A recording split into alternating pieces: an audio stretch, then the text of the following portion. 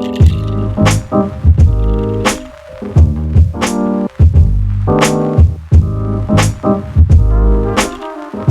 my name is Lisa, and today I want to go over 3 postures that you're going to use in almost every single yoga class, and it's Cobra and or Sphinx pose and upward dog. Cobra is like the mid-level between upward dog and Sphinx pose. Sphinx pose is a great pose to start out in, and upward dog is eventually a pose you want to work up for. All have a similar foundation, but they're 3 different postures, and they can work for you in different ways depending on what kind of class you're going for, how you feel that day physically or emotionally. So let's go ahead and dive on into Sphinx pose, and then we'll work into the fundamentals and basic cues for Cobra and upward dog. So let's come onto the belly. And we're gonna go ahead and start with Sphinx pose. So for Sphinx pose, I'm gonna send my forehead to the ground, and then I'm just gonna rise through head, neck, and chest, and then send the elbow underneath the shoulder, and then wrists in alignment with the elbows. Press the top of the foot into the floor. Don't just relax into this posture. It's very relaxing, but keep it active by pressing the tops of feet into the floor. Send the pubic bone on down to the yoga mat and rise through head, neck, and chest. And you can do cool things like gazing over one shoulder and then the other. This is great if Cobra is a lot for you that day, you're dealing with some sort of a back injury. You don't want to go into full Cobra or low Cobra or even an upward dog, so this is a nice alternative.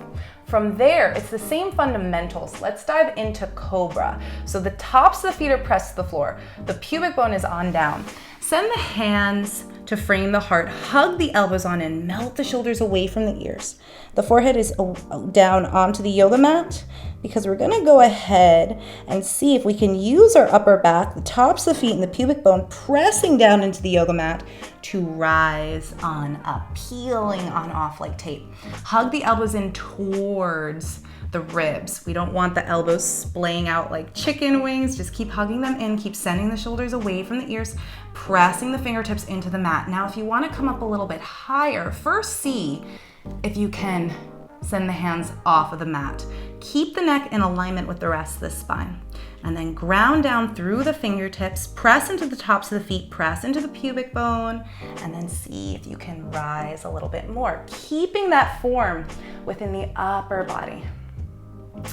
And then from there, go ahead, slowly release all the way on down.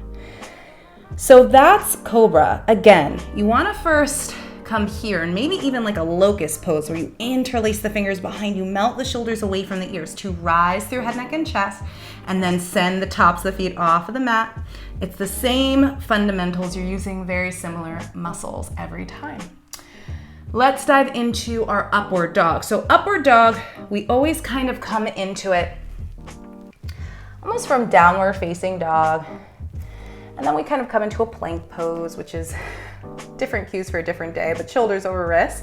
Draw the navel in, hug the inner thighs in towards each other, and from there, flip the tops of the feet down onto the mat. And snap, crackle, pop is okay as long as there's no pain.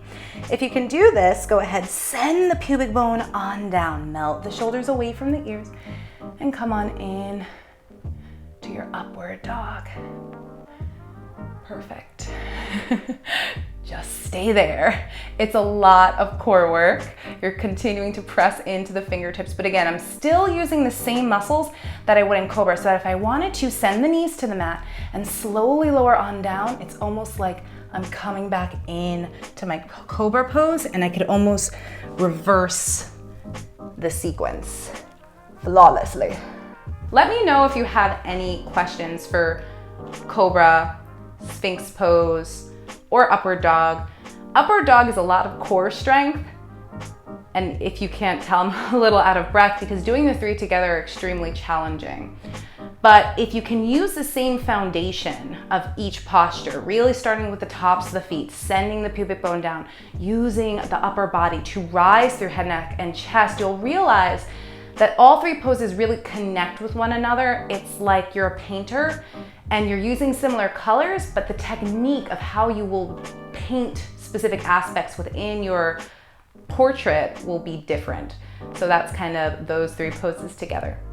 Let me know if you have any questions in the comments, and have an amazing rest of your day.